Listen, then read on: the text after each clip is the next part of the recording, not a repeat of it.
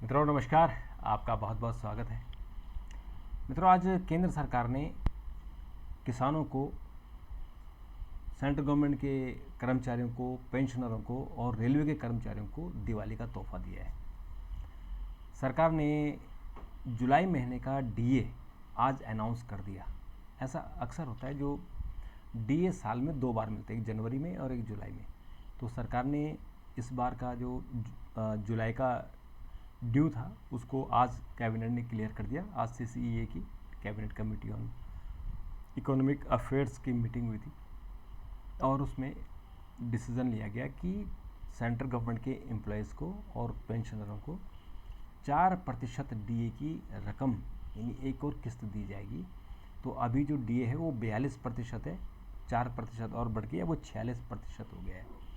और जैसे ही ये 50% क्रॉस करेगा तो एक इंक्रीमेंट सरकारी कर्मचारियों की बेसिक पे में जुड़ जाएगा। तो ये 7th पे कमीशन ने जो रिकमेंड किया था, नहीं 100%, सॉरी 50 नहीं, 100% जैसे ही होगा वैसे वो पे स्केल में एक इंक्रीमेंट जुड़ेगा। तो अभी तो 46% हुआ, तो उसको 100% होने में मुझे लगता है कि कम से कम अगर एक साल में 7 से 8% अगर बढ़ता है तो आप सोचिए कि कम से कम 6-7 साल लगेंगे। अभी लंबा टाइम है। तो डीए वाला मामला हुआ। दूसरा, रेलवे का बोनस। रेलवे के जो ग्रुप डी और सी कर्मचारी जो नॉन गजट हैं उनको प्रोडक्ट लिंक्ड बोनस मिलता है और ये बोनस उनको 78 दिन का बोनस दिया गया है। और लगभग 11,07,000 कर्मचारी हैं रेलवे में जिनको ये बोनस दिया जाएगा। बाकी जो ग्रुप ए के हैं उनको नहीं मिलता, इसलिए वो इनमें शामिल नहीं है। और ऐसे जो डीए मिलेगा, जो डीए बढ़ा है उससे करीबन 68 लाख पेंशनर हैं और करीबन 48 लाख सरकारी कर्मचारी, यानी सरकारी कर्मचारियों से ज़्यादा पेंशनर हैं, तो उनको भी डीए मिलेगा 4%। तो ये आज सरकार यानी आज मोदी सरकार ने ये निर्णय लिया है और इसका जो बेनिफिट है वो करीबन 1.5 करोड़ के आसपास सरकारी कर्मचारी और उनके पेंशनर और ये लोग हैं। और इनके आप समझिए कि लगभग अगर 68 और 40 1,10,000 कर्मचारी हैं, अगर हैं 1,10,00,000, तो 5 से आप मल्टीप्लाई करते हैं तो 5 करोड़ हो जाते हैं। तो 5 से 6 करोड़ लोगों को इसका सीधे सीधे बेनिफिट होगा और ये सीधे सीधा वोट बैंक बनाएंगे, क्योंकि अभी 5 राज्यों के चुनाव चल रहे हैं। तो निश्चित तौर पर उस चुनाव में थोड़ा थोड़ा इसका असर पड़ता है, ज़्यादा तो नहीं पड़ता। और तो इसके अलावा जो आज गाज़ा पट्टी में, इजराइल और गाज़ा पट्टी का जो झगड़ा है वो बड़ा डरावना चेहरा होता जा रहा है, क्योंकि आज गाज़ा के अस्पताल में बम विस्फोट हुआ, उसको बम से गिराया गया और 500 उसमें जाने गई है। और ये खान यूनिस की जो जगह है गाज़ा के एक अस्पताल में भीषण विस्फोट हुआ है। इसमें सैकड़ों लोगों की मौत होने की आशंका है और इसमें अनुमान लगाया जा रहा है कि 500 से अधिक है। और हमारे प्रधानमंत्री नरेंद्र मोदी ने इस पर बड़ा दुख जताया और क्षोभ करके उन्होंने कहा कि ऐसा हुआ है। और मित्रों, इसके अलावा केंद्रीय कर्मचारियों को डीए की और रेलवे कर्मचारियों को बोनस और किसानों को बढ़ा एमएसपी, ये दिवाली का गिफ्ट है। रबी की फसलों का समर्थन मूल्य बढ़ा है। और इसके अलावा मित्रों, अगर आपको याद हो, दिल्ली में एक सौम्या, एक पत्रकार, टीवी पत्रकार थी, वो अपने घर जा रही थी ड्यूटी से रात को और एक टैक्सी वाले ने उसका किडनैप किया था और रेप करके उसको मार दिया था। तो उसको आज उस लड़की के 4 अभियुक्तों को दोषी ठहराया गया है और वहीं 5वें अभियुक्त को अन्य अपराध के लिए दोषी ठहराया गया है। और इन सभी को महाराष्ट्र संगठित अपराध नियंत्रण अधिनियम यानी मकोका के तहत अरेस्ट किया गया था। इसके तहत इनको मुकदमा चला था इन पर, और साकेत कोर्ट ने अब इनको दोषी साबित कर दिया गया है। और जो साक्ष्यों व गवाहों के बयानों पर यह साबित हुआ है कि आरोपी रवि कपूर, अमित शुक्ला, अजय कुमार और बलजीत मलिक ने विश्वनाथन की फुटपाथ लूटपाट करने के बाद उसके इरादे से उसकी हत्या कर दी। उन्हें धारा 302 और 34 के तहत दोषी ठहराया जाता है। इसका मतलब इनको फांसी की सज़ा मिलेगी, क्योंकि 302 के तहत इनको दोषी ठहराया गया है। तो सौम्या की मां ने कहा है कि इनकी जो बेटी की हत्या के जुर्म में दोषी ठहराए गए सभी लोगों को आजीवन कारावास की मांग करते हुए कहा कि उन्हें वही भुगतान चाहिए जो हमने अपनी बेटी को खो दिया है। ये उसकी मां ने कहा है। तो ये बड़ा दुखद है। और मित्रों, आज एक और सरकार ने फैसला किया है कि केंद्रीय गृह मंत्रालय ने राम जन्मभूमि ट्रस्ट के लिए जो फेरा कानून है उसमें संशोधन किया है और कहा है कि विदेशी चंदा भी ले सकते हैं। क्योंकि हालांकि ये देख रेख में तो प्रधानमंत्री के हो रहा है, लेकिन एक्चुअल इसमें सरकार का पैसा नहीं लगा है और लगना भी नहीं चाहिए। किसी भी धार्मिक संस्था को बनाने के लिए सरकार का पैसा नहीं लगना चाहिए। इसमें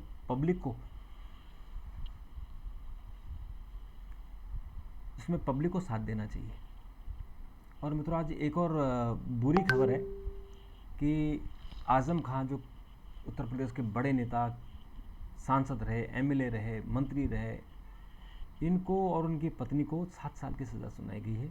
और वो इसलिए सुनाई गई कि इनका एक बेटा है और उस अब्दुल्ला आजम को 2019 में एक फर्जी जन्म प्रमाण पत्र मामले में दोषी ठहराया गया है। अपने बेटे को, जो एमएलए था, इसको भी सज़ा मिली है, इसकी एमएलएशिप भी चली गई है, इसको भी सज़ा सुनाई है 2 साल की।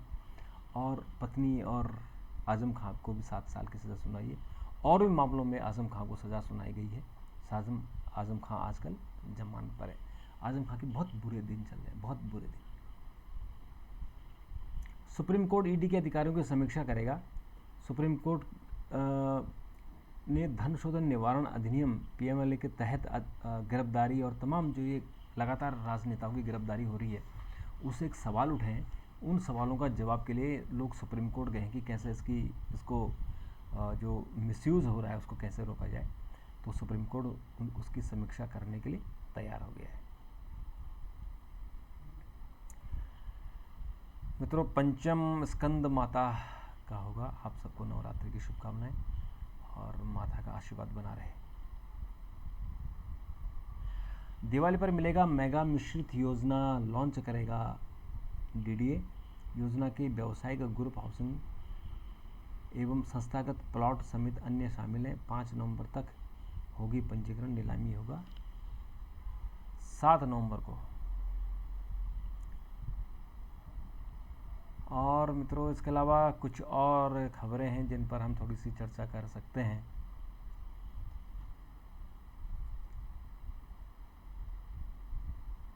उच्च न्यायालयों के 16 न्यायाधीशों के तबादले हुए हैं और ये कॉलेजियम ने रिकमेंड किया था, उसे सरकार ने स्वीकार कर लिया। तो 16 न्यायाधीशों के इधर उधर ट्रांसफ़र हुए हैं। और इसके अलावा कॉलेजियम ने हाई कोर्ट के जजों के लिए 13 वकीलों के नामों की सिफारिश भी की है जो नए जज बनेंगे।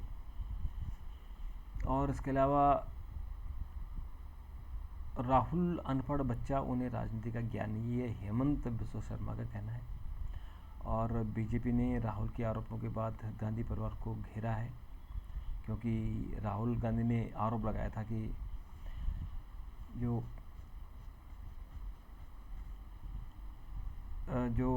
अडानी को कोयले की खान मिली है, तो अडानी ने उस कोयले की खान का जो कोयले का रेट था उसको बढ़ा दिया था।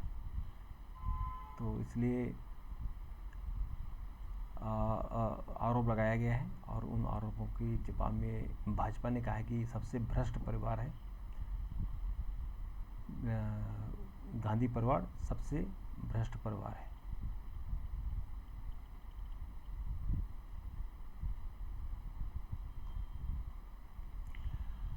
तो मित्रों, इसके अलावा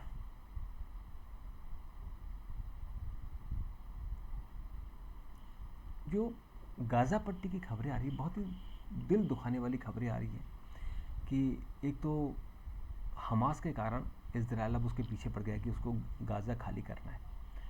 और आज किसी ने, जैसे इजराइल तो साफ मुकर रहा है कि उसने अस्पताल पर बम नहीं गिराया।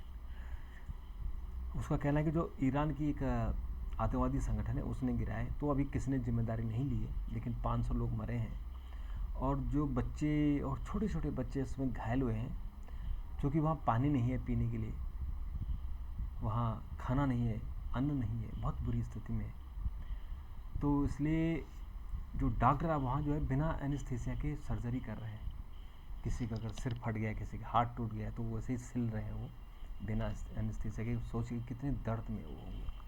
तो एक आतंकवादी संगठन ने, और एक धर्म को भी समझना चाहिए, जो इस्लाम को मानते हैं, इस पवित्र इस्लाम को, उनको समझना होगा कि इस आतंकवाद में कुछ नहीं रखा हुआ है। लोगों को पढ़ाई लिखाई के लिए प्रमोट कीजिए, लोगों को कहिए कि पढ़ो, साइंटिस्ट बनो, डॉक्टर बनो। ये आतंकवाद में क्या रखा हुआ है? पूरी दुनिया में आप देखिए, इस आतंकवाद के खिलाफ लोग आवाज़ उठा रहे हैं। इस आतंकवाद को छोड़िए और देखिए छोटे छोटे मासूम बच्चे किस तरह से परेशान, एक आतंकवादियों के कारण ये कितने परेशान है पूरी। और इजराइल ने आज फिर कहा है कि हमास इन सब मौतों के लिए जिम्मेदार है। और अगर हमास इस तरह के काम न करे, और हम चूँकि बार बार अटैक हो रहे हैं, 2006 में अटैक हुआ, फिर 8 में अटैक हुआ, 15 में अटैक हुआ, तो अटैक हो रहे हैं, तो इसलिए वो इजराइल ने इस बार सोचा कि इस बार गाज़ा को खाली करना है।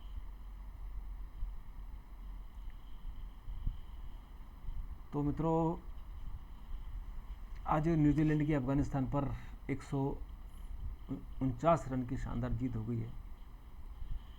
और कल अफ़गानिस्तान ने